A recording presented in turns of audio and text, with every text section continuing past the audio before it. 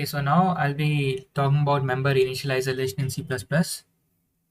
Member initializer list is another way to initialize the class members of a class. Basically, it's another way to initialize the attributes of a class.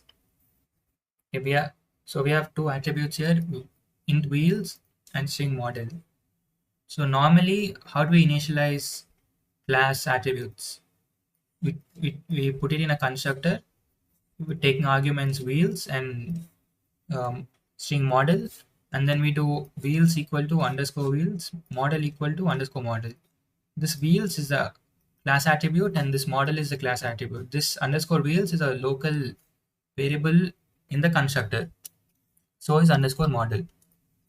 So instead of writing this thing, we can write it in another way.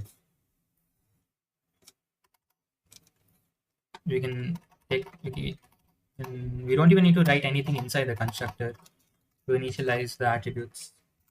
You put a colon, the syntax. You put a colon after the constructor basic syntax, and then you put the attributes wheels and underscore wheels input, and a comma, and a second one. What is the second one? Model underscore model, and then you can write whatever you want in the constructor. Suppose I'll just write car object created.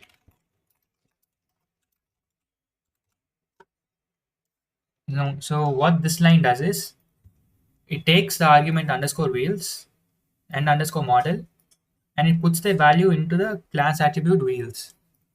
And suppose we have a display function.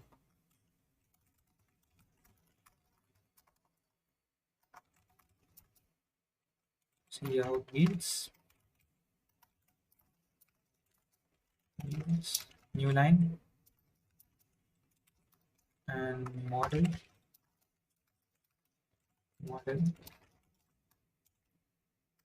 and then we call it in the main function. Car C1, let's make a car, 4 wheels, and Toyota. Now we call C1 dot display, and we save it, and then compile it and see it works. So I'll explain what the output is. So first we created a car object, car C1, with parameters 4 and Toyota, and then the member initializer list executes before the constructor.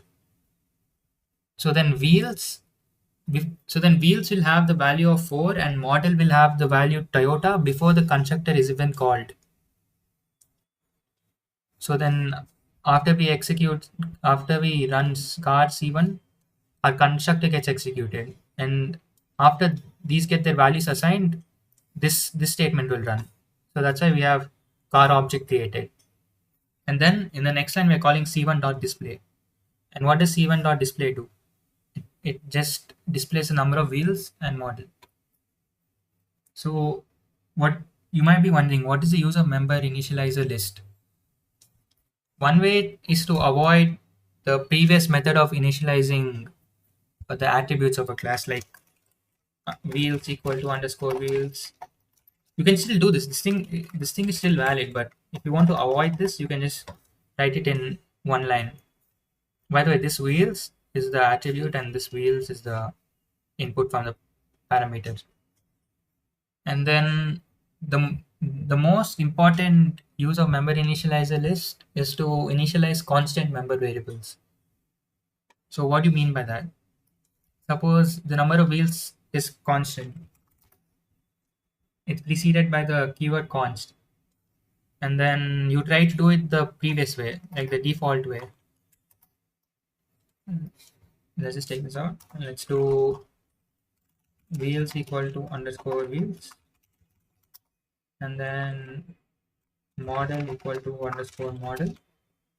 Then we save it. Then we compile it. We're gonna get an error. This uninitialized constant member variable. So what it's trying to say is once you define this as constant, you cannot assign it during uh, when the constructor is called. This does not work. You cannot assign a value to a constant variable. So you might be wondering, how do I initialize it then, since it's a constant variable? You can do it using the member initializer list. Just go back. Now if you do this is gonna work. The member initializer list. Even though this is a constant member variable. We compile it. See, no compiler errors. We run it and see we get our output. And another uses to avoid this underscore wheels. So why did I use this underscore in the first place?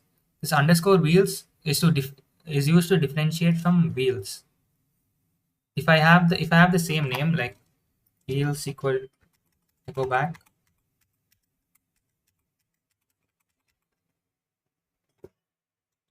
Uh, what now? Oops. Suppose I remove the member initializer list and I do it this way.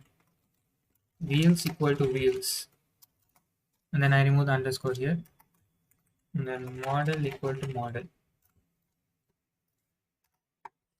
Now this wheel, the compiler it's gonna get confused, like, because we have the local variable wheels and the class attribute wheels, so it's gonna get confused. Now if I save it and compile it, look, it's gonna get confused. And if I do this using the member initializer list, using the same name, by the way, the wheels and the wheels, it's going to work. Wheels, comma, model, model. So just remember this wheels, the thing outside the brackets is the class attribute, and the one inside the bracket is the local variable wheel. Now if I run it, I save it, clear out, and then I run it. See, it's going to work.